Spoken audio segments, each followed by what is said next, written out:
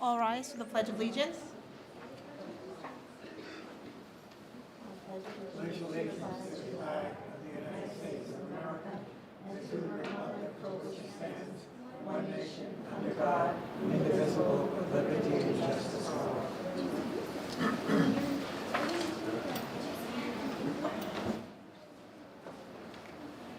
Good evening, everyone, and welcome to tonight's Board of Education. This will be a workshop meeting, so there won't be any public comments. Before I get started, I'm assuming, is there any board reports? No? Great, so we will hold our questionings off until the conclusion of the presentations that we have. So Dr. Valenti, Okay. if you're up.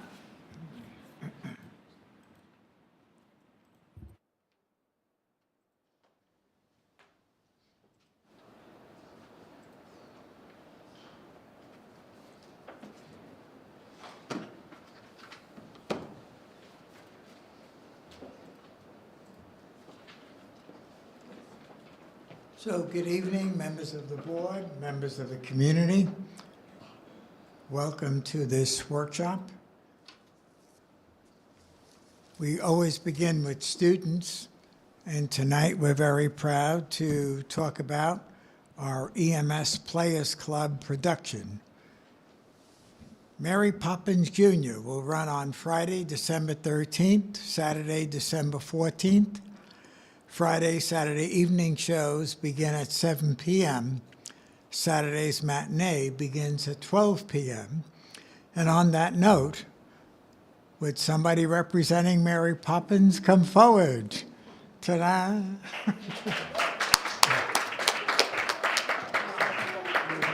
to see you again, yes.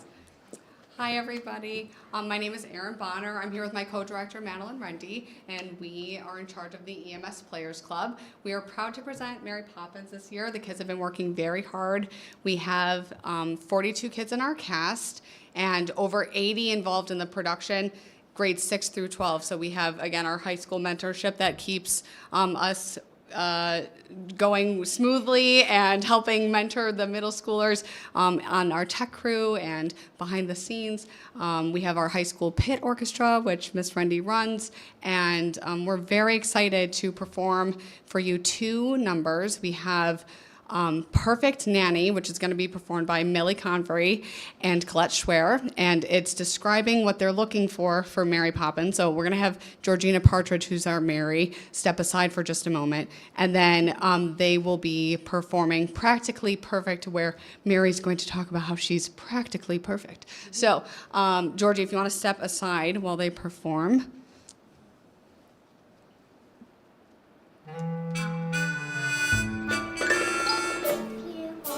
Choice position, have a cheery disposition, rosy cheeks, no warts. That's the part I put in.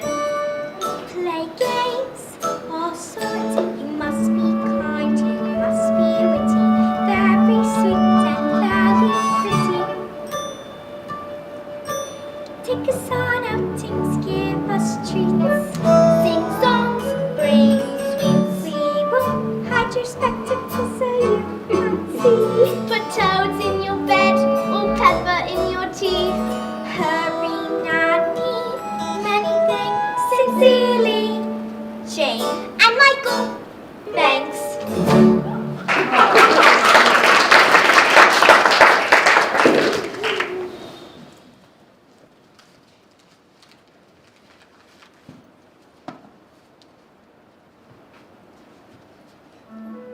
Just as I expected. A noisy, mischievous, troublesome little boy. You're making that up. A noisy, mischievous Now you. Thoughtless, short-tempered, and untidy. I don't believe you. Let me see. What about your measurement argument?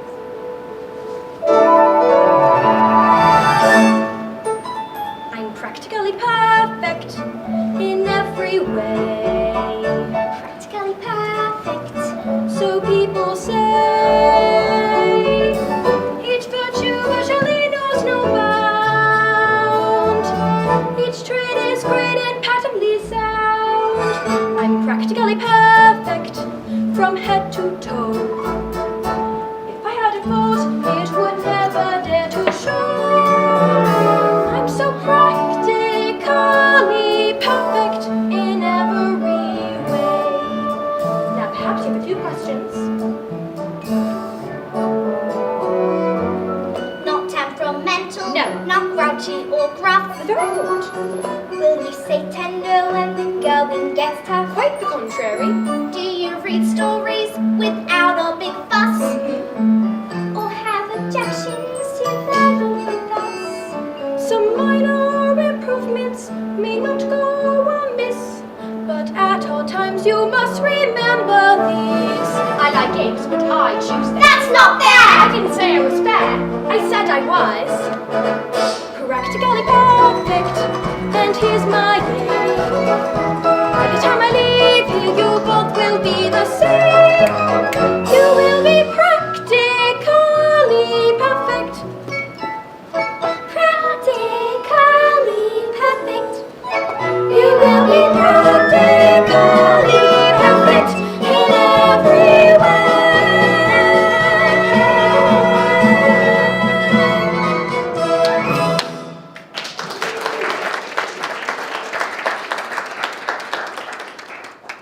So we are incredibly proud of all of our students. So thank you again to Millie, Colette, and Georgie. And please come see our show. It's December 13th and December 14th.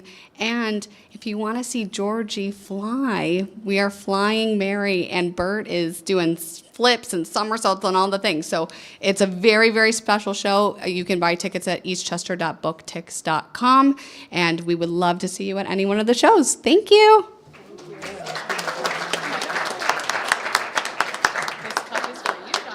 Oh, thank you very much. Thank you. Okay, thank you for coming. Thank you, Dr. Valenti. Yeah. Thank you, Dr. Valenti. Thank you.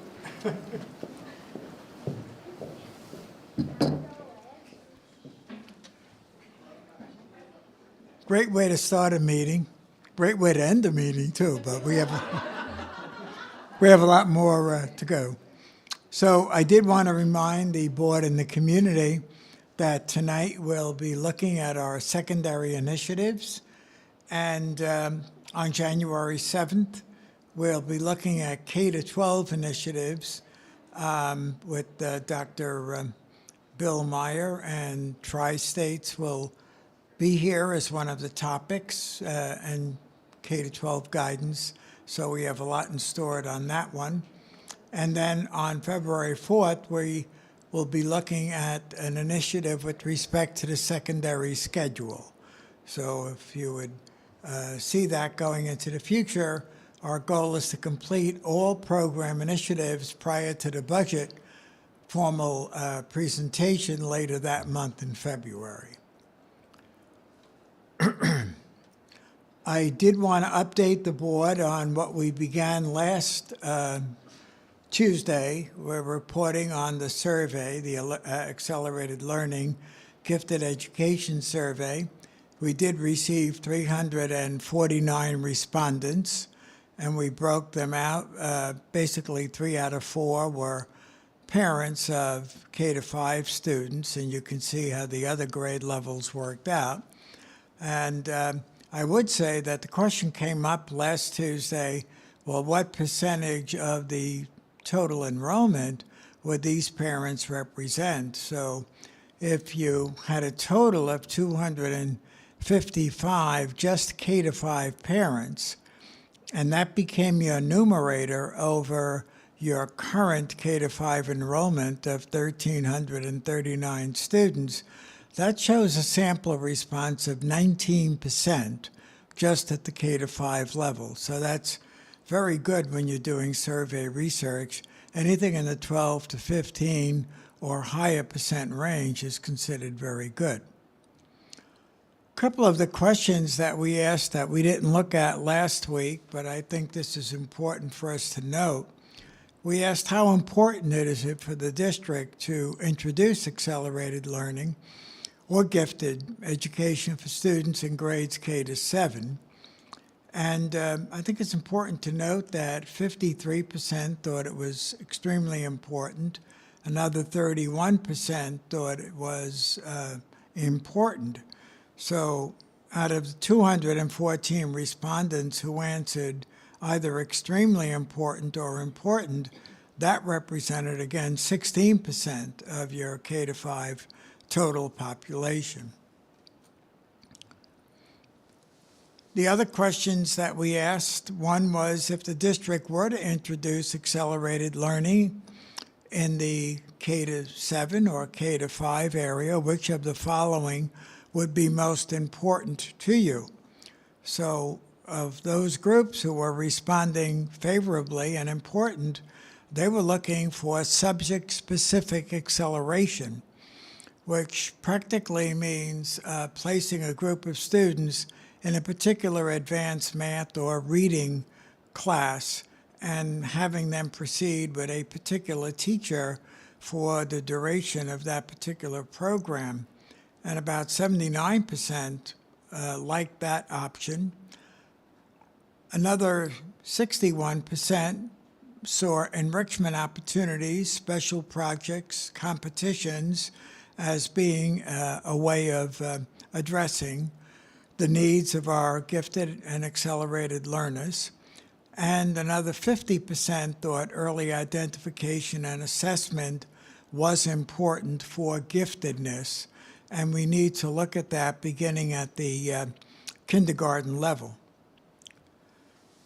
We also asked if you had any concerns about introducing an accelerated or gifted program.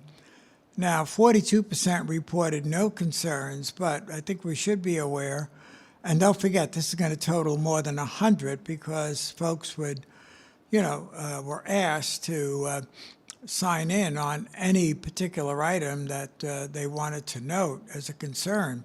So certain people had more than one interest in responding. One concern was, well, the district has limited resources or teachers qualified or certified in gifted ed who would be able to support those programs. That represented about 61%. Another 28% or so felt their child may feel overwhelmed in a gifted program. Another 28% felt potential inequity in identifying students for gifted programs. So without taking a position one way or another here tonight, I think these issues are addressable and are deserving of discussion perhaps at a fuller presentation when we look at the entire survey.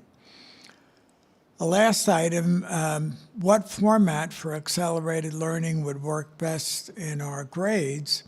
And again, a number of folks, 55%, felt the ideal arrangement would be gifted classes or pull-out programs where students would leave their regular classroom for specialized instruction. 30% felt that we could do that within the regular classroom, and about 10% saw after school or weekend enrichment. Another 10% saw the possibility of online. So we gave them a broad range of options, but you could see where the majorities landed. And finally, if the gifted program were to be introduced, at what grade level do you think students should begin? About 1/3 thought kindergarten through second grade. 42% said grades 3 to 5, and then small percentages later on. And then 10%, I do not think gifted programs are necessary in K to 12. So that represents about as good of an assessment as we're able to get on the community. And when we asked, are you aware of advanced course options, which we'll be talking about tonight, by the way, in grades 8 to 12, advanced placement honors, accelerated regions, and college courses, 79% of the respondents were either very or somewhat aware of these opportunities, which is good. It's not good that, 20-some odd percent are not aware, but we're assuming that that component represented more your early elementary, mid-elementary, and that when folks got to grades 4 and 5, they became quite aware of the opportunities at the secondary level. What aspects of the current advanced programs for 8 to 12 do you believe are beneficial for students? They did feel 75%, and again, this is one of those, Mark Wall, that you agree with. They felt that the programs we'll be looking at tonight, 75% of them felt college preparation, particularly with our AP and dual enrollment courses. Another 56% saw it as a great opportunity to challenge students academically, and another group of 28% said it was providing enriched learning experiences. So these are some programs we'll be looking at in a few minutes, like right now. So here we are. We're very proud that our middle school has ranked with U.S. News and World Report. We want to talk a little bit about the Regents Earth and Space program that we've introduced after we had introduced algebra, and we want to talk a little bit about the writing revolution. We will be moving quickly, but would like to welcome to the podium Dr. Susan Chester, Supervisor of Humanities, Ms. Irene Iannuzzi, Supervisor of STEM, Ryan Carroll, our Assistant Principal, Adam Chertok, Earth Science Teacher, Matt Polhemus, Earth Science Teacher, and Carolyn Kniegan, Science and Special Education Teacher. So would you folks, along with Madeline, join us? And Madeline, would you like to say a few words at this point? Sure. Thank you for the introduction, Dr. Valenti, for the opportunity to highlight our success in these initiatives at the middle school. Of course, we always start with saying thank you for the opportunity to bring those instructional programs and expand our earth science, which is now referred to as Earth and Space by New York State, to the middle school. Tonight, we're going to highlight the increase in the program in the 8th grade specifically. And also, we'd like to first start off by highlighting our results from June, which include, I'll let Ryan Carroll take us through those. Since starting in July, one of the first things Ryan did was take a look at our results in state testing. So I'd like to give him the opportunity to walk us through that. Thanks, Ms. LeBoux. Thank you, everybody. Good evening. One of the first things I did, as Ms. LeBoux mentioned, was take a look at our Regents results for our 8th grade. And one of the things I was most impressed by was our earth science performance on last year's Regents. As you can see, the school is in that little, I guess, orangish color there. That's EMS. And as you can see, we had 0% of our students perform below proficiency. Only 18% were at that level 3 also, which means the large majority of our students performed at the top level, level 4, and that was 82% as compared to the state, which is only 30% of students at the state level performing at that level 4. So 100% of our students who took the exam last year were proficient in the earth science Regents. What that led us to do was look to expand our program. As you can see, our 8th grade class is a bit smaller this year than last year. Last year we had 259 students, this year only 220. But with that being said, we have more students in our earth science program in 8th grade this year, with a total number of students of 125 out of our 220 students, which is a total of 56.8% of our 8th grade student, and that compares to only 40.5% in last year's student body. So this initiative is helping us to get more access to our to higher level courses for our students in 8th grade, which will ultimately lead to them being exposed to higher level courses at the high school level. So with that expansion that began this September, we were able to percent increase in the region's Earth and Space enrollment this year, again, increased by 19% compared to last year specifically. And this also allowed us to hire a full-time teacher. Not only do we offer this opportunity of advancement to our students in the general education setting, we also have a section of integrated co-teaching in 8th grade of Earth and Space Science. And with that came the opportunity to hire Ms. Carolyn Keenahan, who's here with us this evening, and provide support within the general education setting in Science 8. Additionally, she serves as the co-teacher in the Earth Science setting. Additionally, we've also provided access to an Earth Science workshop, which is separate from the mandated lab period that comes with Regents Earth Science. And in this support period, that is offered by the teachers that teach Earth Science, so there's that consistency there in the instruction, and the teachers are able to make those assessments and really target on the skills that need to be reinforced during that additional period of instruction within our workshop period, which is offered to students on alternating days. And Ms. Keenahan? Thank you. So like Ms. LeBou said, I serve as an 8th grade science teacher in the general education setting, but I'm also have the opportunity to push in with Adam Chertok and Matt Polhemus as a co-teacher in Regents Earth Science. And this allows some of our students to have differentiated instruction and more of an inclusive learning environment for those students that require different accommodations, and allows them to take those Regents advanced classes. Okay, we're going to present a highlight of that in our classrooms.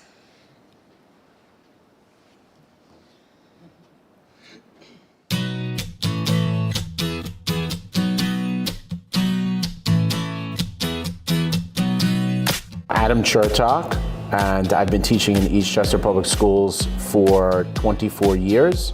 And this year I'm teaching Regents Earth and Space Science. With the new curriculum, students are required to go further in depth than they've ever gone in the past. It's a much more rigorous curriculum, and the students are required to go deeper in and really investigate different parts of Earth and its interactions with space. Hi, I'm Matt Polhemus. This is my second year at Eastchester, my 5th year teaching in total, and I'm teaching the new 8th grade Regents Earth and Space Science course. We've been able to add what used to be a course with only about 40% or so of the students in 8th grade taking this to close to 60 to 70%. And I think this opens the avenues for a lot of new students to access this course who maybe haven't had that opportunity in the past.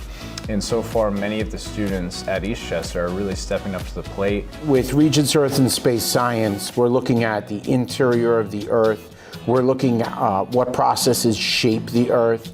We're looking at the Earth's interactions with objects out in space, such as the sun, the moon, the stars around us. So my name is Caroline Keenahan. I am co-teaching Earth Science this year with Mr. Chertok and Mr. Polhemus, and I also teach Science 8. In any classroom, it's great to have an extra set of hands, and like we have split between the two of them, classes average around like 22, 24.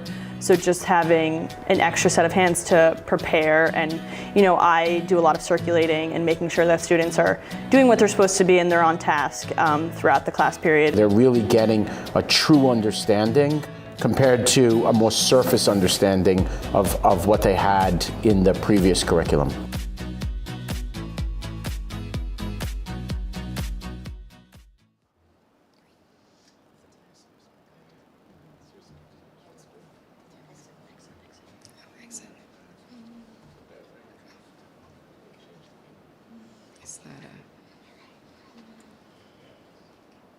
Okay, next we're going to be highlighting the implementation of the Writing Revolution strategies and our focus across content areas with the implementation.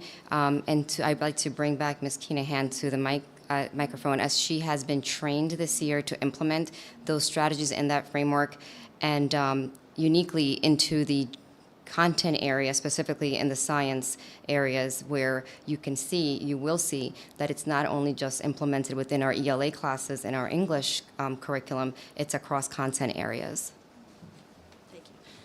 So using the writing strategy Because But So, we're able to help students write claims, which we actually include on every section of our labs, and it allows students the opportunity to write what they believe is going to happen in the investigations we're working on throughout the lab. So if we break down the different steps you'll see here for plate tectonics, they can see why they happen and what happens because of the plate tectonics. That allows them to break down the concepts we're working through to bring them together to formulate one claim too. Thank you. We'd like to highlight that as well.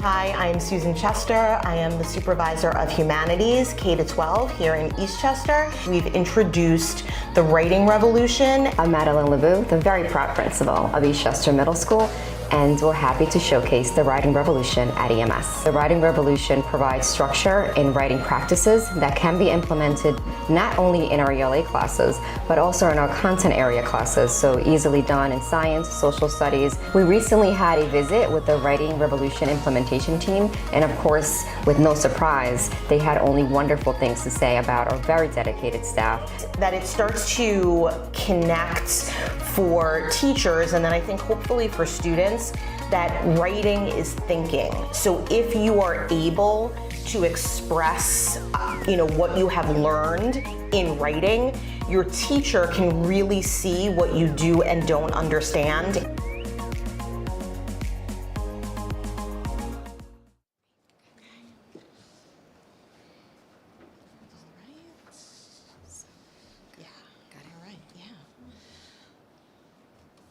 So I think I really only want to speak to you guys through video taken by Joe Blute, because he just has a way of making us all just look and sound, extra phenomenal. So thanks to Joe for that. So just to build on that introduction to the Writing Revolution, I have a quick activity to share. So, I started up there with a sentence, we adopted the Writing Revolution, which I know you all know, but I know that you're also, eager to know more. So to add more detail, what's going on?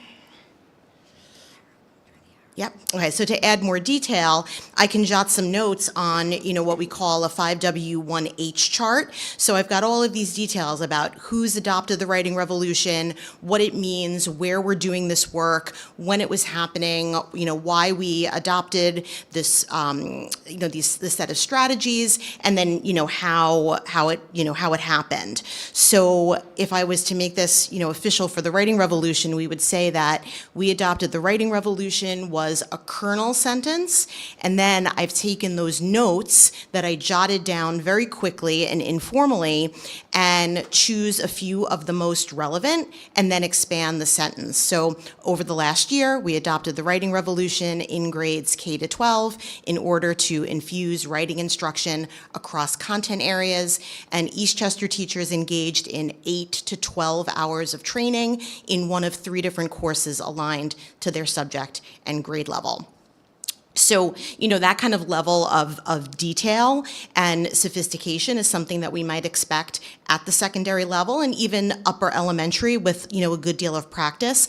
But I also want to make sure I show you how the Writing Revolution is working even with our youngest writers. So these are 2 first grade examples of that same exact strategy, where the teacher is looking to gauge comprehension from a short text that they had read. So expanding the sentence, he is sick, with who and where. And then on the right-hand side, there's a different one from the same text. He made a wish, and the student has added Mac to who, and then the wish was to get a pack, and the extended sentence, Mac made a wish to get a jetpack. So what's really important as a reminder, and you'll see this through all the examples I have, that the Writing Revolution is a set of strategies for explicitly teaching writing. It isn't a curriculum. The curriculum piece here is this book that the students were reading, and then the teacher is using these writing strategies to help them become more proficient writers, but also the curriculum is driving what it is that students are writing about. Right? So in this example, which is also from first grade, this is something that the teacher, created on their own with all of those question words to show students how they can build sentences. And then on the right-hand side, I gave an example of another TWR activity where students are learning the different types of sentences, declarative and question sentences, exclamations, and commands. So again, I'm using the same content from this first grade teacher in order to drive that writing instruction. Right? And one thing that I really appreciate about the Writing Revolution is that they provide teachers with an extensive resource library once they've been trained. So you can see in these examples, you might notice that they look exactly the same in terms of the font and the way that they're organized. And it's because these come from the Writing Revolution as customizable templates. So these are examples. I don't remember if they were Ann Hutch or Greenvale, but again, looking at types of sentences, and when you understand types of sentences, that also means that you're understanding end punctuation, which is the example, on the right-hand side. Okay. All right, so I know our focus tonight on 6 to 12, so I'll move into some secondary examples. So a fan favorite strategy, and I heard from the Writing Revolution people that Eastchester is not the only school district to fully embrace Because But So, which you just saw with the example from 8th grade science.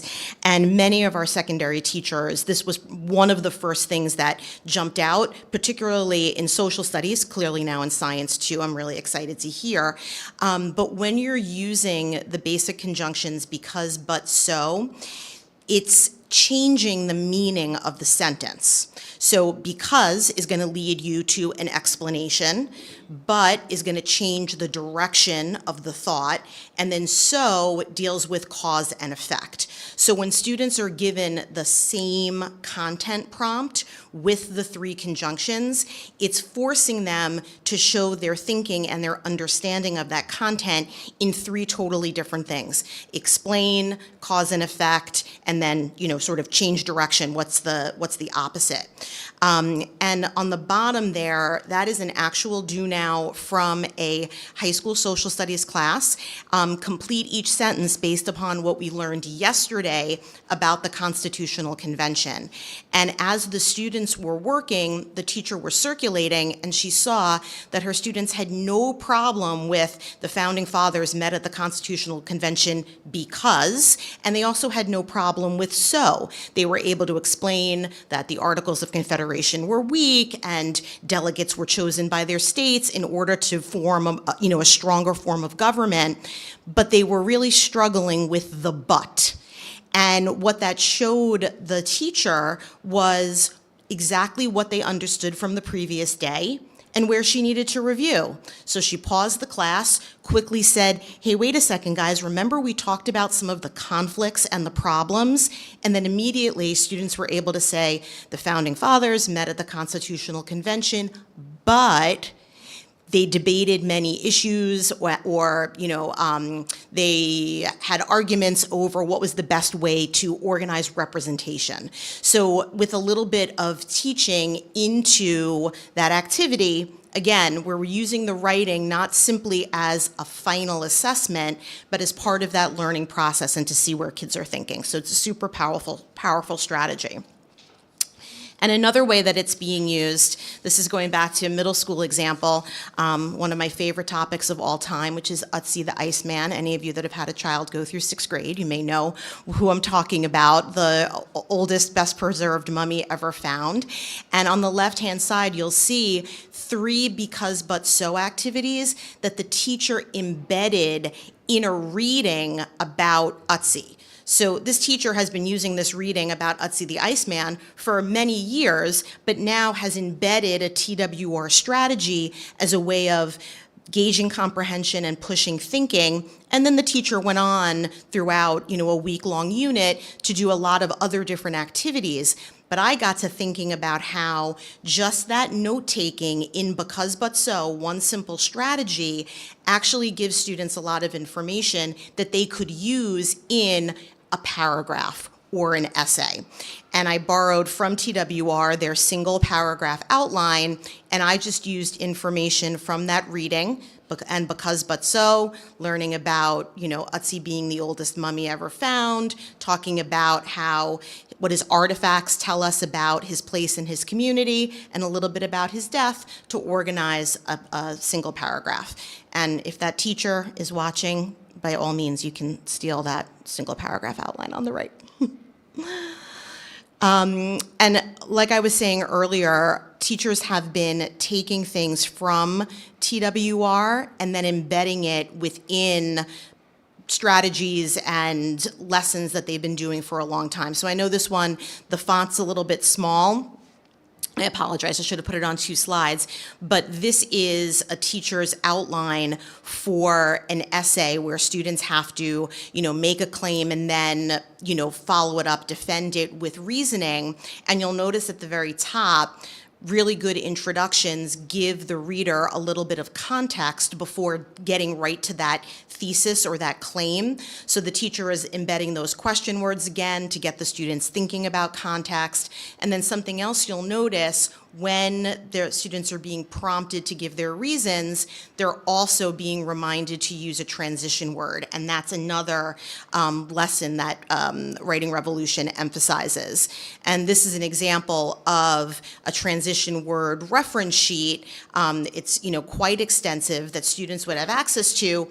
And this type of either poster or single sheet reference sheet, TWR has many of these that I see in classrooms up on walls or things that students, just sort of have at their desk or in their writing folder. Okay.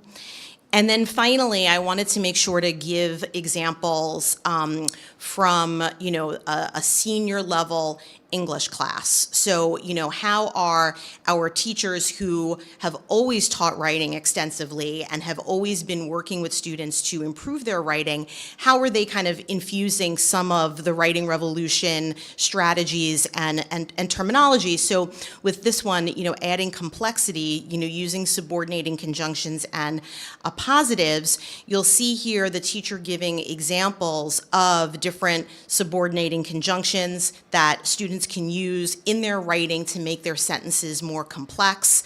And then there's also some examples there of appositives, and these are, very, very sophisticated thesis statements, at the highest level of our student writing. But I've seen subordinating conjunction work and appositive work at the middle school level in 6th grade English classes. So it's the content that drives the rigor here. So obviously, if you are reading 1984 or Huckleberry Finn, you're going to be writing in a more sophisticated way about more complex ideas. But you can use that same, strategy of writing and that same frame of a lesson with younger students with simpler texts and, more concrete ideas. Okay. And then I guess my last thought is, so what happens next? Most of our teachers finish their training on Superintendent's Conference Day in November. So I'm so proud that here we are. It's less than a month since then, and we have so many examples of work that's already happening, but we're just getting started. So what do I expect to see next? I'm hoping that there's increased confidence, both on the student end, and I'm thinking back to that 11th grade social studies example where when they finished that do now, the teacher said, look at that. You have 3 separate topic sentences that you could use to write a paragraph about the Constitutional Convention.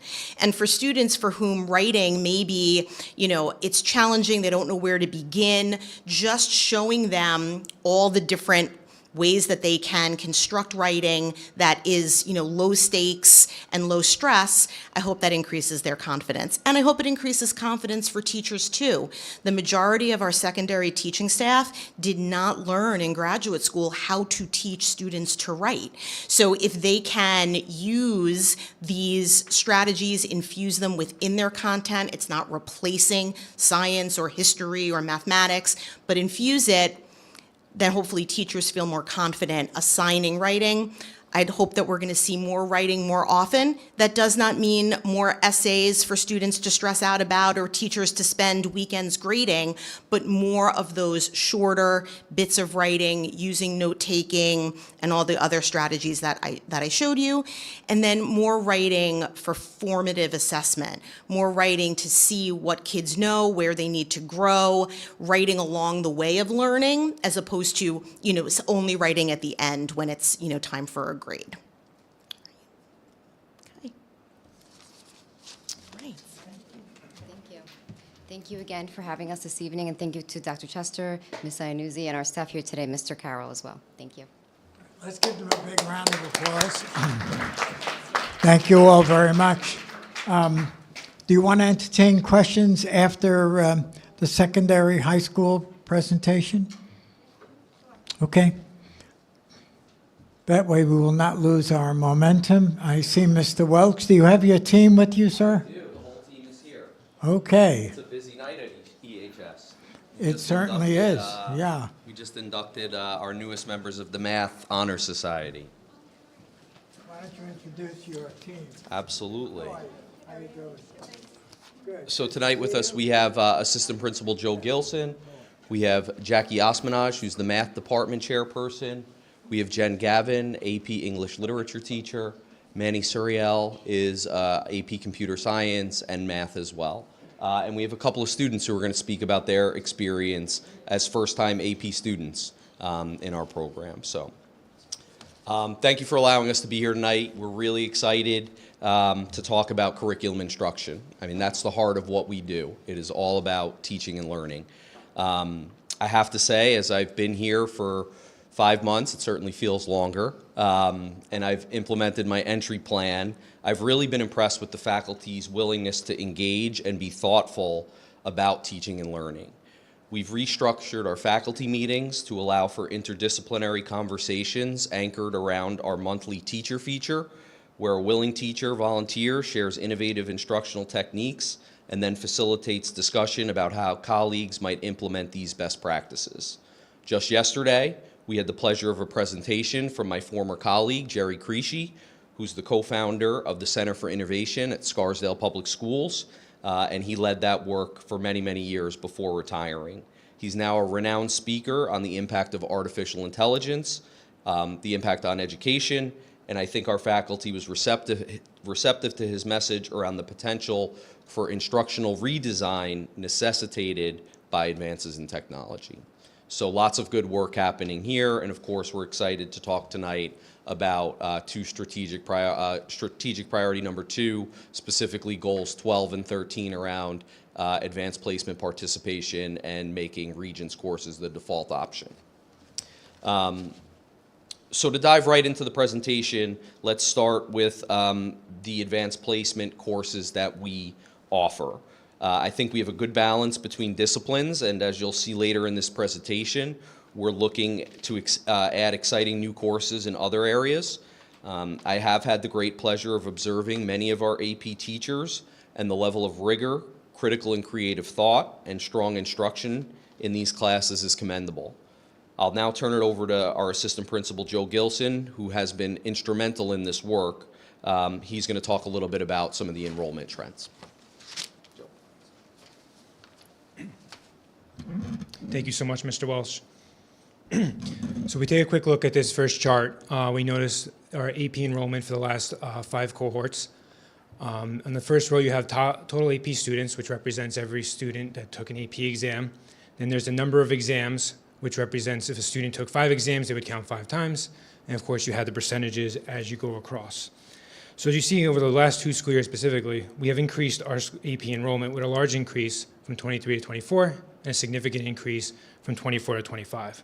One of the areas for growth that we're going to talk about a little bit later will include about increasing that first row, the total AP students across the board. Some specific areas that we've seen AP enrollment changes was in AP Psychology, US Government, AP US. We have looked at increasing open enrollment to almost all grade levels for those courses, and all 3 courses have 100+ students. AP Psychology this year is running at 5 sections, all with large class sizes, as compared to last year was at 2. We also have a focus on AP Environmental Science, which is one of the AP courses across the county, one of the only, there's a couple others, that can be offered to 9th graders. We're seeing increased enrollment in that, and I anticipate seeing an even greater increase thanks to the hard work of our colleagues at the middle school with their work in 8th grade Earth Science. I'll save computer science and English literature for a little bit later. So we take a look at the previous 2 cohorts that have graduated, as well as our upcoming 2 cohorts, on the amount of students who are enrolled in 3 or more APs or at least 1 AP. Now, 3 or more APs is a criteria that a lot of high-achieving students will use when they're competing for entry into college. So that's a good benchmark we want to use. You'll notice that we've seen a dramatic increase in the class of 2025. And then if you look at 2026, yes, that number's a little low right now, but those are your current juniors. That number is higher than usual. And often we see a lot of seniors either take 3 or more APs because they finished all their graduation requirements in their senior year, or many students who have not taken an AP yet will take a government, take an AP Environmental Science. So we anticipate those numbers will look really good next year. Now, if you were to just do a simple Google search and look about how to increase AP participation, you'll find a bunch of articles that talk about when you increase AP participation, you're going to decrease AP scores. That is not the case at Eastchester High School. As you can notice, and we're not going to read through every line, but all of our subject areas across the board are doing significantly better than the state mean as well as the global mean. And if you look back over the last few years and even do some comparisons to comparable schools in Westchester, who may even have a slightly better participation than us, we have significantly better scores than they do. And this is attribution to the great faculty and staff that we have here that go above and beyond. And you look at some really challenging subject areas like calculus and chemistry and English lit that are, again, significantly above the state and global mean. And as you go through, again, you can see physics, statistics, and again, this is attribution to the great teachers. And I'm going to turn it back to Mr. Welsh, who's going to do a deeper dive into this idea of participation and keeping the scores at a high rigor. Thank you.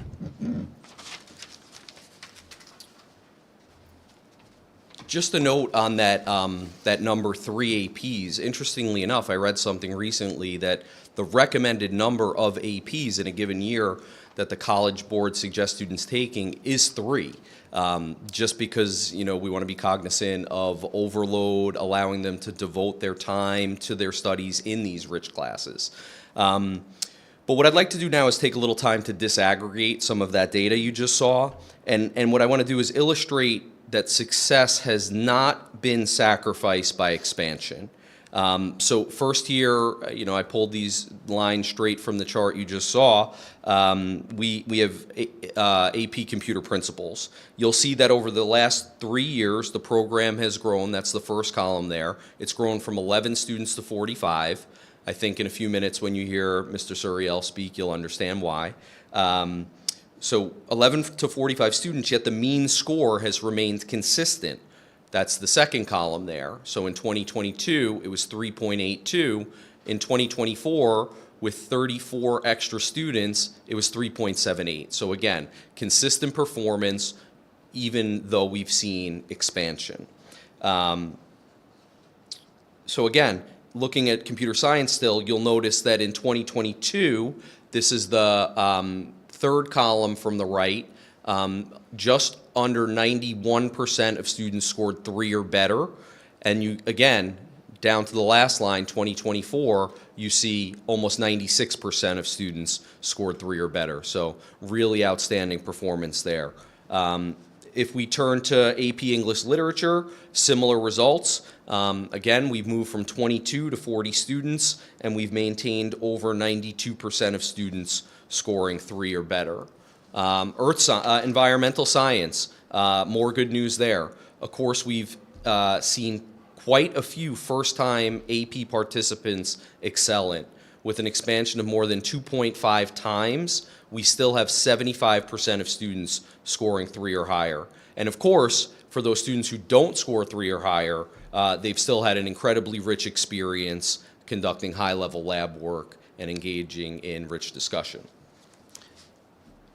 So now I'd like to turn it over to Jen Gavin, who's going to talk to us a little bit about AP English Literature. Okay, thank you, Mr. Welsh. Thank you. And thank you all for your time tonight. So I'm here to talk about AP Lit. And as Mr. Welsh says, the enrollment really has increased over the past several years. The great news is that this is the first year that there have actually been 3 sections of AP Lit, which is great because that means more feedback on writing, more, I think I met with just about everybody on their college essays, and that feedback is important with smaller classes. But when I've been having a lot of conversations with my students about what works, what makes it successful, and I guess it's a combination of a few things. One is that in terms of the writing, we try to have rigor without panic, which is always a really tough balance to strike. So the first quarter, I'm taking, their students are generating writing, I'm taking it, and I'm making lessons on the side cater to what they specifically need and in a very concrete way. And I only have one copy, but I'm happy to pass this around so you can see the handbook, the writing handbook that comes out of that. And I'm happy to share that with anybody too, digitally. And then also, when you talk about having a memorable experience, for AP Lit, it can be tough because it's so abstract, but that's also the beauty in it.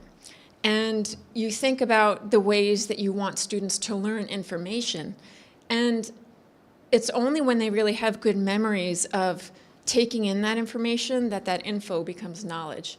And so it tends to be interdisciplinary, very experiential, and I can show you a couple of examples of what I mean here. For example, we started by reading The Things They Carried, which is a story connected of smaller stories of Vietnam veterans. And the whole hero of this novel ends up being storytelling itself. And because it heals, it brings things together that otherwise would not make sense. So the AP Lit kids all used Tim O'Brien's literary devices, and they told stories to each other. And then we hooked up with NPR, and their story, they have a podcast, The Moth, and they were actually having a story slam in New Rochelle. Sorry, my throat's very dry. They were having a story slam in New Rochelle, so a bunch of AP Lit students went down and watched this story slam. And one of our students even got selected to tell his story. So you see Jackson Young there, 4th from the right, and that's him after the story slam, after performing with some of the producers and storytellers. So we started reading The Age of Innocence by Edith Wharton. And the text is very dense at first, but we started by doing a very, very painfully close reading of that first chapter.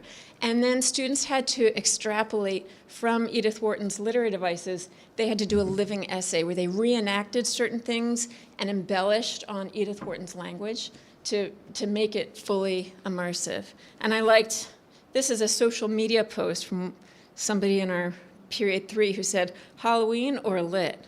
But it's great to see the kids acting those things out and getting involved. And then the third thing I'll tell you about is commonplace books.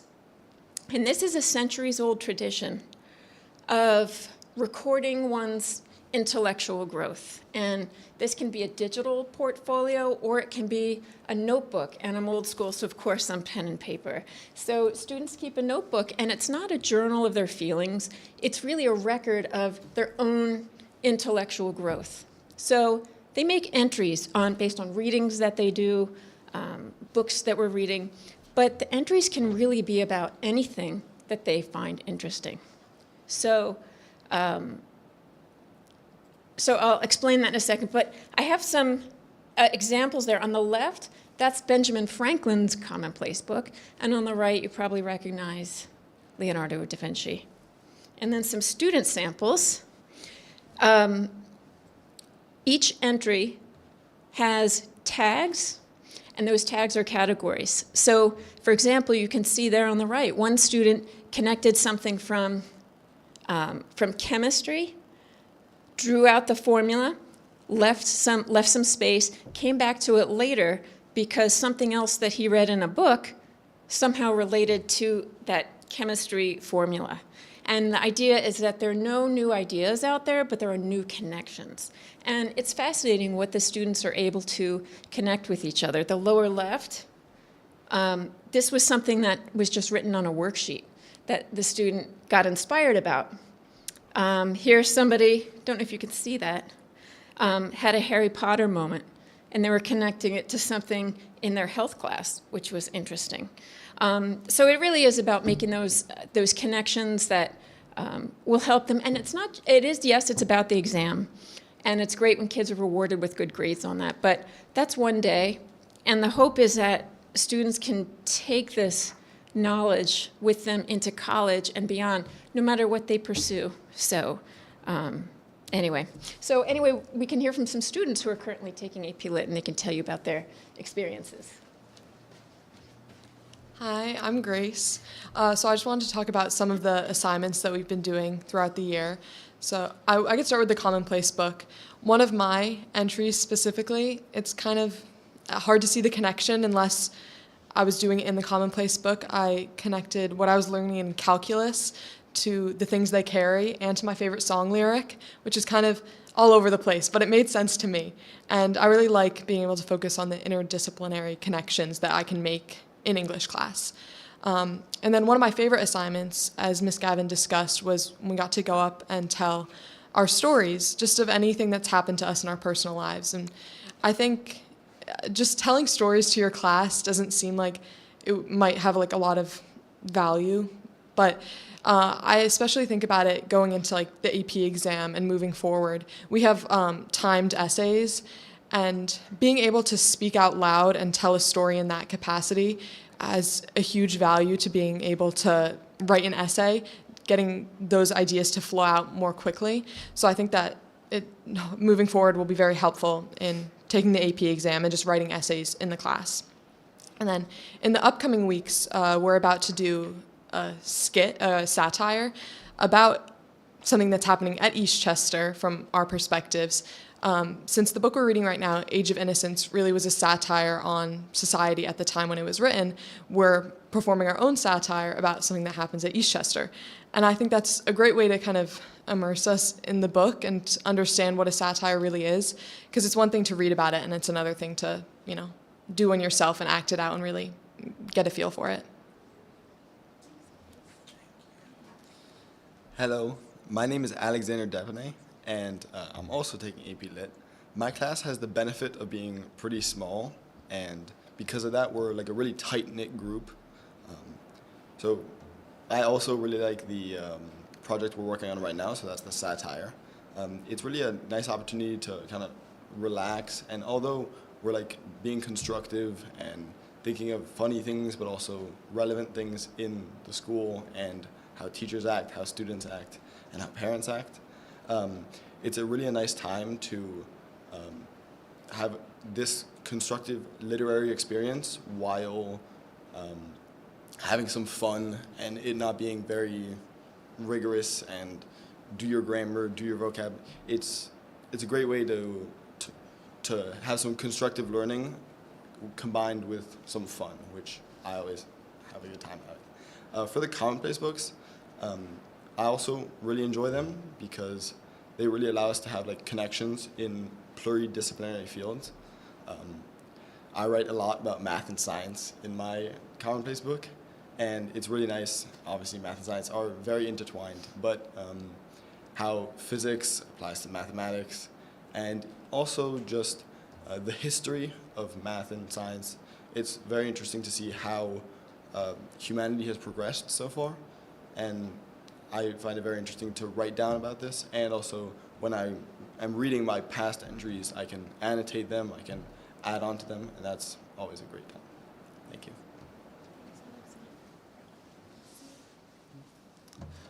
Hello, my name is David Zhao. I have a somewhat different perspective on this class, or I can bring in a different perspective, because unlike many of my peers, I actually have had 0 other honors or AP English classes for all of middle school or high school. And so I have this great comparison between what it was like to be in a Regents level course to suddenly go into an AP level course for only my senior year. And I think it is a very good course to take as a senior. And I think it's great to promote seniors taking AP courses, because obviously a lot of them will be accepted into college or trade school or whatever by the end of the year in May when they take their APs and get the score back. So obviously it's not as detrimental to their grades as they may think it will be to make that jump.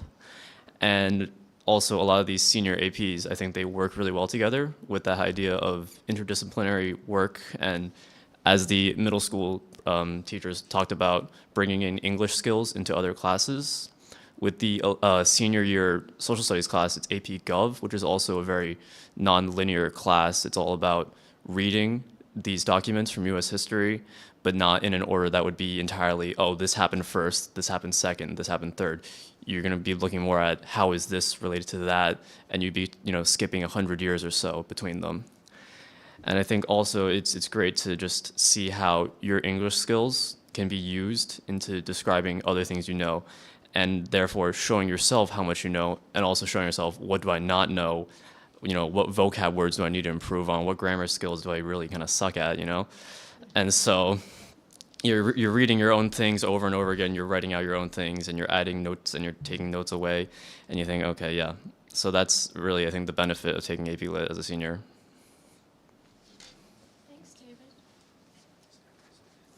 Thanks so much. Next, we're going to hear a little bit about computer science, specifically about some new pathways and the impact on upper-level computer science programs. I'll turn it over to Jackie Ospinaj, Math Department Chair.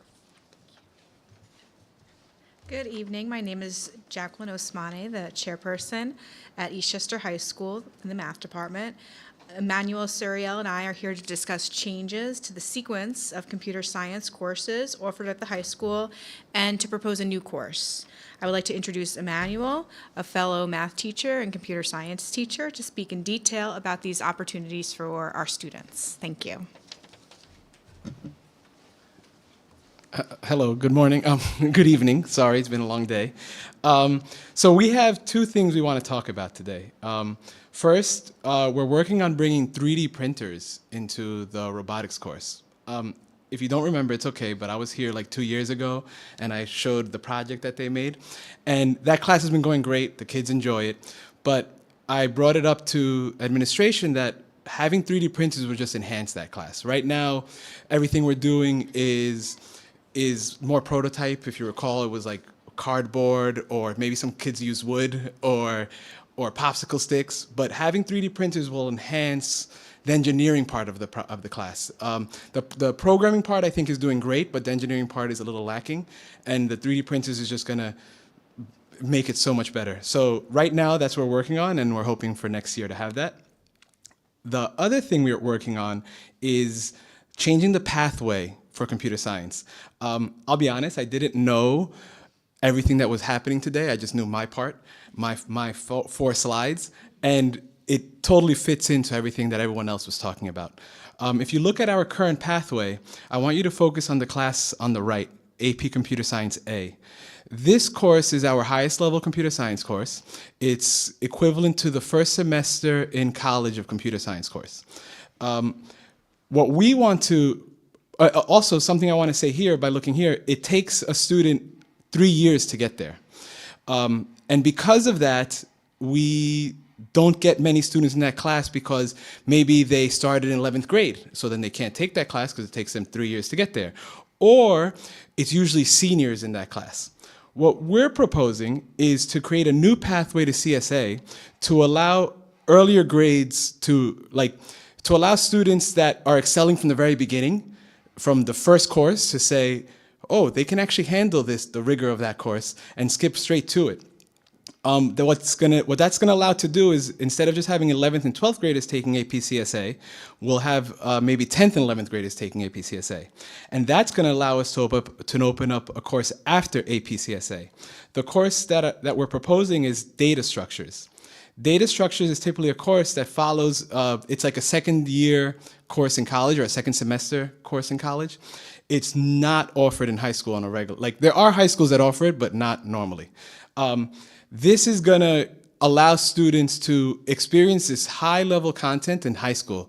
Any student that continues with computer science in college and has experienced this course, this new data structures course in high school, is gonna have such an advantage, even just experiencing the course, as opposed to, you know, it's not an AP course because they don't even offer an AP at that level because it's past AP.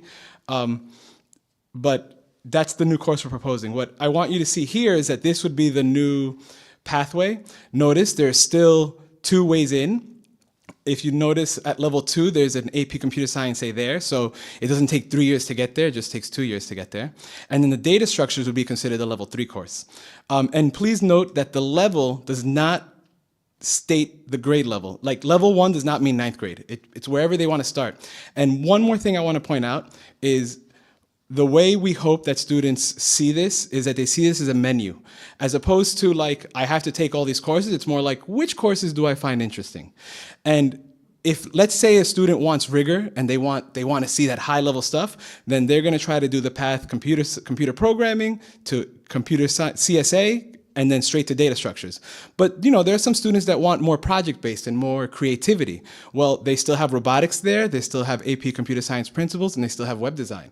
So no, we're not saying that every student has to take all of these courses their whole high school career, but the idea is now they have options. And they can choose whichever way they want to go with it. Thank you. Thank you, Manny. So areas to celebrate, and there are many. You know, first of all, again, the expansion of the AP program to more students. I'll give you one more data point from 2023 to 2025, a 25% improvement in overall number of AP students and total number of tests that we anticipate that'll be taken this year. Again, excellent performance continues. A 26% increase from 2021 to 2024 in the total number of students with a 3 or higher on any exam taken. We continue to offer a wide variety of courses, and the instruction, which I think you see from our teachers and our students, really does promote 21st century skills. But of course, there are always areas to focus on, and I believe these are really where we should dedicate our energy. You know, increase that number of students taking at least one AP. We want students to feel empowered to at least try an AP course before they leave here. We've got a lot of students who are taking several AP courses. I really want to focus in on that group to get them part of the AP program. And then, of course, on the upper end there, increase the number of students taking 3 APs or more. Again, these are metrics that are useful in college admissions, in rankings like US News, things like that. If you look at the data chart that Joe shared, you will notice that some courses have seen decline in the number of students who are taking those classes. You know, that could be a result of student preference. It could be a result of changing dynamics in education and industry related to what kids value in terms of the courses they want to take. But we want to learn more. We want to know why certain classes have seen a decline, so we'll certainly look into that. We are very closely monitoring the impact of our friends' work at the middle school, the impact of earth science and algebra in grade 8. You'll see that a little bit when I talk about Regents as the default option. I did want to share some new AP courses that we hope to offer next year. We're currently exploring adding the following courses to the course catalog. One is AP Macroeconomics. That would be the highest level business offering, social science that we would offer at this time. I do think it's a gap that it hasn't been offered previously. In conjunction with Brian Johnson, Joe Gilson, and Dr. Bill Meyer, we've done exploration of the AP Seminar and AP Research programs. Together, it's a 2-year program that culminates in a designation of an AP Capstone Diploma. So those 3 for next year, in addition to adding AP Art History this past year, I think we're doing a really nice job in terms of expanding the offerings here at the high school. So just a note on Regents and Honors courses and moving towards Regents being the default option. There's 4 items I want to bring to your attention. The first is if you look at Geometry Honors, which is that 3rd row down, the white line there for Geometry Honors. You'll notice that from 2022, we've seen a 100% increase in the number of students taking Geometry Honors.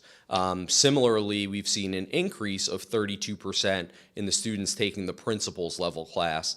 And if you look at regular geometry there, again, significant, steady improvement in the number of students taking the Regents level courses as the default option. Now, this is important, especially when we look at the number of 70 students in Geometry Honors this year, because, when we look at algebra in the middle school, ultimately the goal is to get students to calculus, but it's not just get them to calculus. I think our focus really should be how many students can we get into upper level calculus, AB calculus, and preferably BC calculus. So, I'm optimistic about the trends, because if you look at those 70 students in Geometry Honors, certainly some probably are overextending and may not be successful as they move up the trajectory, but many of those students are right on target to expand our participation in BC calculus. The second area I want to look at is Algebra 2. Algebra 2 there, again, a 47% increase over this time period to have Regents be the default option. If you look at the honors Algebra 2, though, there has not been the same level of increase as there was with geometry. I hope to stand here before you next year at a similar presentation to say we've seen that trajectory continue and we have more students in Algebra 2 honors. The third piece is conceptual chemistry. Again, you've seen a significant number of students exiting the conceptual level of chemistry and using Regents as their default option. Again, over this 4-year period, steady increase, of course, with the biggest jump coming from last year to this year. And then finally, a note, if you look at conceptual physics, we haven't seen the level of success that we have in biology, that we've seen in chemistry and geometry in making Regents the default option. Quite frankly, I think we can attribute that to not having ICT physics on the in our offerings. So that's certainly something that we're exploring and we'd like to add for next year, to have co-taught physics as well. We think we have a sizable portion of students in the conceptual level who could be successful in Regents level physics if we had the ICT model. So that was a lot. But we're proud of the work. We're proud of our teachers. We're proud of our students. And I think there's good work that's been done and there's more good work to come. Thank you for your time. Let's give him a big round of applause, folks. Thank you all very much. Don't run away yet, okay? And I hope our secondary crowd is still here, middle school. We did want to spend some time allowing the board to ask some questions. This is that type of workshop where board members may want to ask. Would you like to begin with what you just recently saw, or you want to begin with the middle school? What's your pleasure? Chris? Great presentation, both high school, middle school. I just wanted to clarify, the principles of geometry, the principles of algebra, were those the AB classes, principal, A level, B level? Were those or they were two? Algebra used to be broken down, it could be for students who needed a little bit more breakdown into A and B. Has that, no one? Algebra 1A and 1B. That's it. For the AB courses. Right. So is that you're seeing lesser enrollment in those classes? Is that? Right. So Algebra 1A and 1B were the courses, and from there, students would generally move into Principles of Geometry Right. and Principles of Algebra 2. So we're seeing so we're seeing a decline in those classes because we're offering more. Is that right? We're giving more options to be able to participate and kind of introduce more rigor, right? At a younger age. I think that's clearly supported. Right. By the data, qualitative and quantitative. You know, I observed a Algebra 1B class the other day, and it was quite small. There were, you know, 7 kids in the class. Right. Right. So, you know, I think if you go into some of the regular level algebra classes, you're seeing much more significant enrollment there. And just another question. May I interject something? It was a purposeful assault on non-Regents level courses. Yes. A I agree purposeful with you. assault. Correct. That the more you offer lower level Yeah. courses, it can draw students looking for a Right. path of least resistance. By delimiting those number of courses and raising your default option to the Regents level only, you know, that does raise the whole. Yeah, I mean, yes, but at least having these options available for students who may want to push themselves a little bit, I think is great. Just on the co-taught in high school for these, you know, for just the traditional algebra 2 and geometry and chem, do we need more in those classes? You're saying we need an ICT co-taught for physics, but what about, I know in chemistry, and I think biology also, but do we have them sprinkled across, or we need? Mr. Gilson?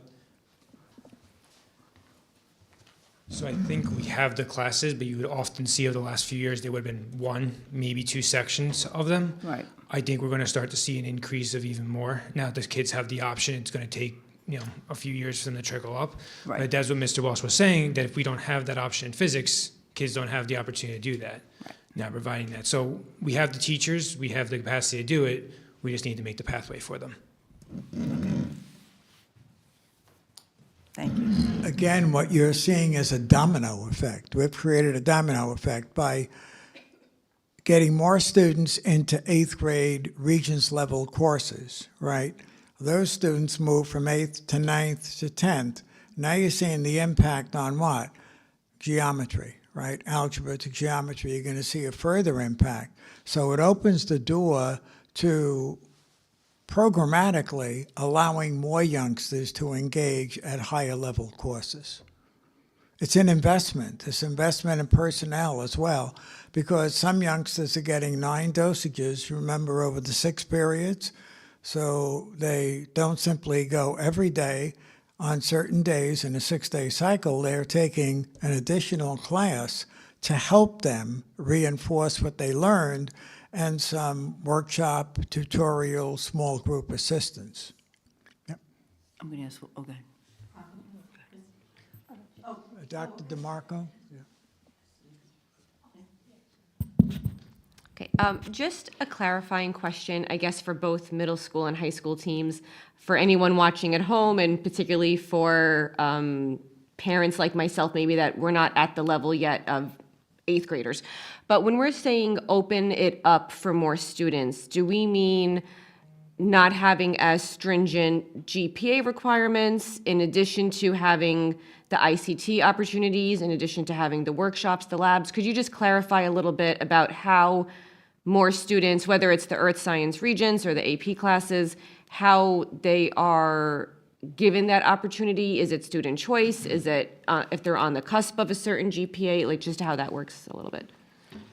If you look at the statistics of this district and many in Westchester County, I'll use Harrison as an example. When I was superintendent, we had 35% of our students who wound up in honors courses. So one day I had a conversation with the principal. I said, do you think that percentage ever may increase? Well, it was a 1/3 honors, 1/3 Regents, 1/3 general. And that was a distribution.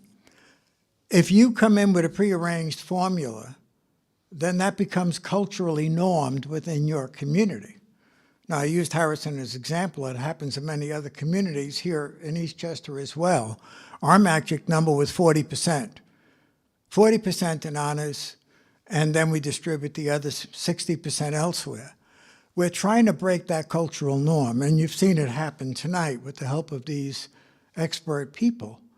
We've moved the needle to say more than 40% of the students can appreciate more rigorous courses, comma, some with more help. Some with more help. So we're not lowering the standards. You saw the outcomes.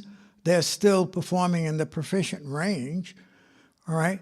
But I don't think the goal is everybody should get 100. You know, that's your entry level. Are you going to get 100? I think the goal should be, are you going to be at a proficient level? Are you going to be at a level where you've had a more rigorous course, more challenging to you? And even if you wind up with a 75, forgive me for using that number, that's good. That's really good for some of our kids. So they need that kind of inspiration, that kind of energy, that kind of belief that they too can perform at higher levels. So that's the culture we're changing. And that's very important. And I think the faculty here outlined tonight an area for going forward, pathways in computer science, okay, what Emmanuel Suriel is talking about. This is very exciting.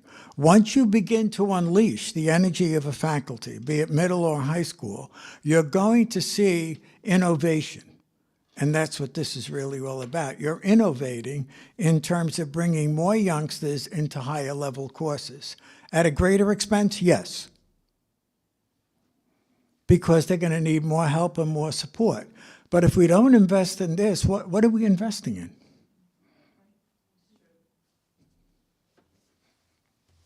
I don't know, did you want to add to that? Yes, sure.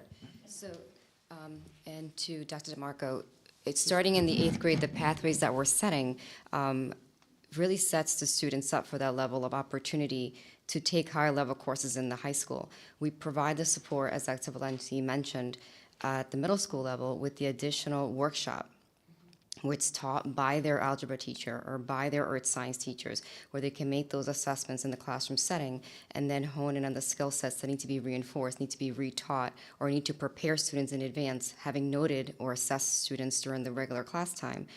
We can provide those supports and provide additional opportunities to everyone, not just, as you had mentioned, to those that have reached a certain grade or proficiency level, because we're providing the additional support that they may need. We're providing the integrated co-teaching sections with the duly certified teachers in the content and special ed strategies.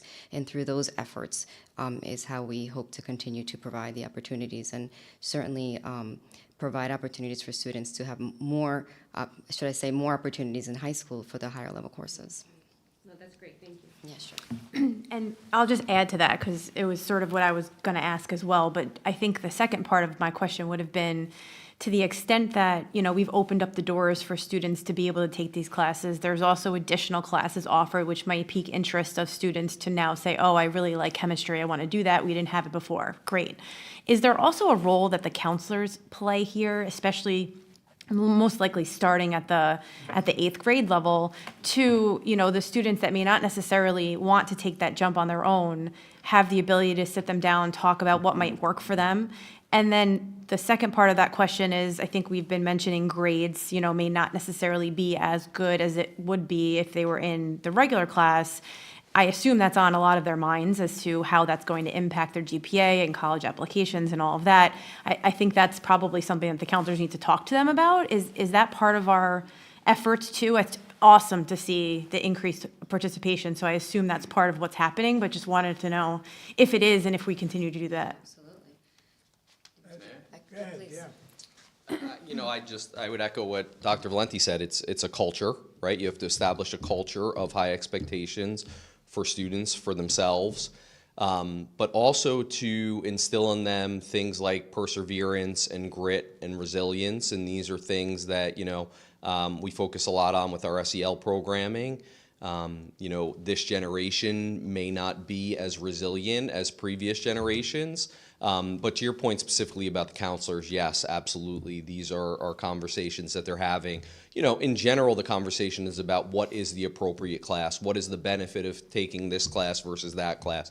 Ultimately, the decision lies with the student and their family on what courses to enroll in. But I do agree that, you know, based on the data that we have before us, that those conversations have been fruitful. can echo that at the middle school. There's no other staff member that knows a student best. They stay with the students from 6th through 8th grade. Those conversations are had. There's opportunities for team meetings and discussions.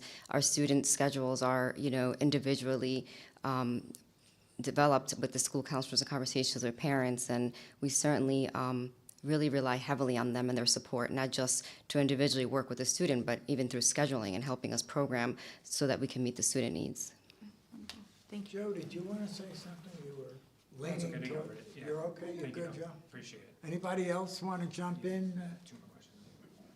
All right. Madam President. Oh, no. You defer to Chrissy Geegan. Chrissy. I don't have a question, just a comment. As board members, we hear from parents all the time, whether it be at PTA meetings or coffee and conversations or emails or just out in the community. And oftentimes we hear the same requests and the same topics. And what you presented tonight, these initiatives are something that we have heard over and over again for parents asking for years.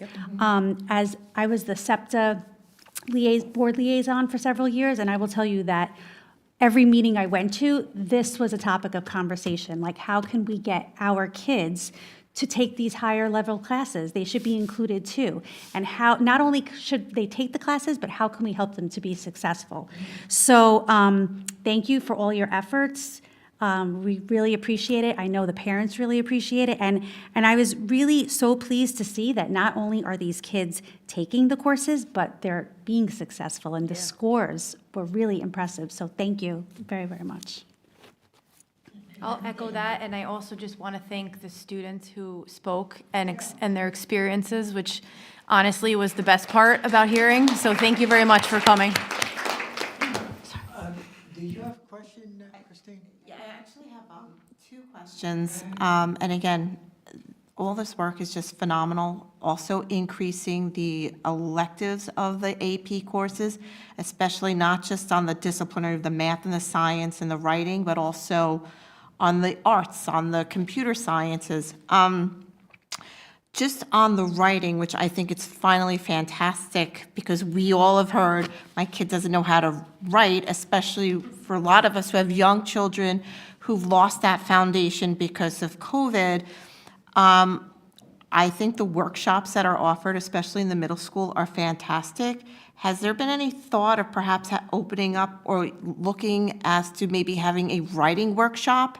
Because it's great to have the kids learn, who struggle with reading or struggle with math, but what about the kids who struggle with putting their thoughts on paper? Has anybody looked at a potential writing workshop? Okay. I think it's come up as an idea, right? And we had talked about, different ways that we could structure existing workshops that exist. Susan, if you're going to speak. Sorry. I was trying to avoid the microphone, but I know, I think we want to stream you they live. can't hear me on TV if I don't use the microphone. So it has been something that we've talked about in terms, especially in looking at the workshops that we currently have at the high school level, and how can we include writing there. I would say that it would be something I would definitely want to talk about further with the high school administration. There's also been, some conversation about, how can we structure, peer-to-peer writing support at the high school level. That wouldn't be something I'd want to do at a younger age, but, some sort of, writing lab or a writing center that might be staffed by both teachers and students depending on time of day and purpose. So definitely something that needs to be looked at even further. I agree with you. Great. And then, so I guess but my next question, it's not really a question, it's kind of a comment, because we all get these great little newsletters that are full of nice little nibbits. And on the front page, it was about the state education setting timelines for major change. And at the bottom of the article, there was a comment that said, all students entering 9th grade in 2027 and beyond will be required to earn at least 1 credit in career and technical education. In addition, instruction in financial literacy and climate education will become required. So I think there is like a financial literacy course that's now management, but that's an elective. So now it appears, now it's, okay. I think what you're referring to, the regions have a number of expectations in their pathways to graduation. They've laid out the predicate that financial literacy, a half-credit course, should be a required course. Mr. Welch can comment on that. He and I have talked about that. The other half of what you're talking about is the career and technical. That is one of the pathways that the regions are looking at for completing your diploma. So if you look at Eastchester in the microcosm of where the state would like to go, we would have advanced placement at this point in time. Then, of course, your honors level and Regents courses, if you chose to keep them, and your career technical pathways. Those would be your major pathways, other than those of children who would be assessed in a different way. Chris, did you want to talk any further? Yeah. I mean, again, if we're going to talk curriculum instruction, we could stand up here for days. You know, focusing about AP and Regents level today, you know, I didn't have the opportunity to talk about a myriad of other things that we're exploring, specifically a course called Virtual Enterprise, where students are actually running a business. Students are assigned a role, a CEO, a CFO. You have a marketing department, HR department, accounting, and they participate in a virtual economy where they are actually creating a business, a product, a service, whatever it may be. They're attending networking events through Virtual Enterprise. There's a trade show that they host at the Javits Center where the students go down and actually have a booth like as if they were at a true trade show. You know, so certainly that is something that would satisfy, you know, a CTE requirement. I think also we have to think about what we consider CTE, career and technical education. You know, certainly the work that Manny is doing with robotics and in our STEM program, as we hope to see that expand, you know, that certainly would fall into the arena there. As far as business, we have a lot of ninth and 10th graders that we funnel into the career and financial management program. I've had a number of conversations with Lauren Stipo, who is the pseudo business department chair, about what it would look like if financial literacy were made a graduation requirement. You know, I think probably the natural place for it would be to go opposite health in 10th grade. But this all, you know, ties in with the scheduling conversation, because if courses are half year every day or full year every other day, all of this has implications on the programming. So when we had our earlier scheduling committee meeting, we said we need to identify our priorities first and design a schedule around that, and not just pick a schedule and then try to shoehorn in what we're trying to do.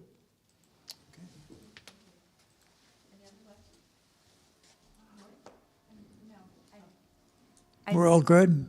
Yeah, I don't have a question, just a comment. Just thank you for all your dedication for our students. And I love that we have the writing revolution, so thank you to Dr. Chester for presenting on it, that it's not really a curriculum, so it doesn't take time away from other subjects. Does it just teach strategies, is it? Yeah, so, you know, particularly at the, you know, at the K to 5 level, we adopted curriculum to go along with our, you know, our reading curriculum. So we've got our units of study in writing, and that's where we know students are doing a unit on how-to writing. Students are doing a unit on, you know, writing story. They're doing units on different genres of writing throughout the grades. And then with the writing revolution, and it can be a little bit tricky, and it's been a juggle for our teachers. The writing revolution is sort of something that's layered on top. So if I'm doing a mini lesson about how I'm going to, you know, add detail to my sentences in my narrative, well, maybe I'll use one of those sentence expansion activities within the curriculum that's already laid out.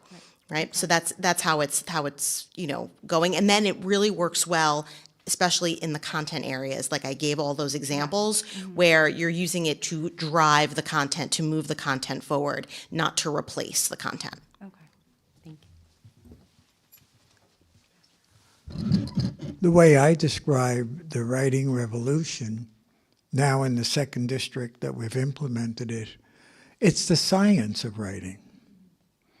Remember the old-fashioned sentence? Subject, verb, adjective. Remember that? Adverb. Remember that? When you break it down into its component parts, that's what TWR does. It began with special needs pupils. And that's why it's so applicable to all pupils. It's so fundamental. So yes, it works in kindergarten and it works in 12th grade. It works in kindergarten when you just make a sentence, you know, I hit the balloon, and then at 12th grade it's much more sophisticated. But it is the science of writing in comparison to the science of reading that we now know in that pathway. So it really aligns very closely with what we're doing at the elementary level in reading and then right up the continuum to 12th grade. Yeah. Okay, have you had enough? You good? All right, well, let's give them all a big round of applause. Thank you, guys. Did everybody say their piece? I don't want anyone to leave without feeling they've given their message fully. Mr. Welch? Okay. Fulfill. Mr. LeBeau? Thank you so much for the opportunity. Thank you all. Yes, thank you very much. Yeah. Thank you, everybody. Have a good night. Thank you, you too.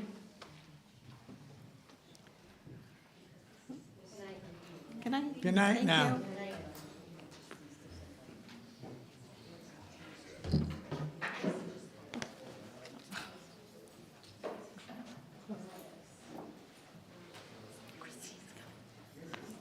That's fine. So our future meeting dates will be on December 17th, and that will be a regular Board of Education meeting. So do I have a motion to adjourn? Chrissy, do I have a second? All in favor? Meeting adjourned. Have a good night, everyone. Thanks.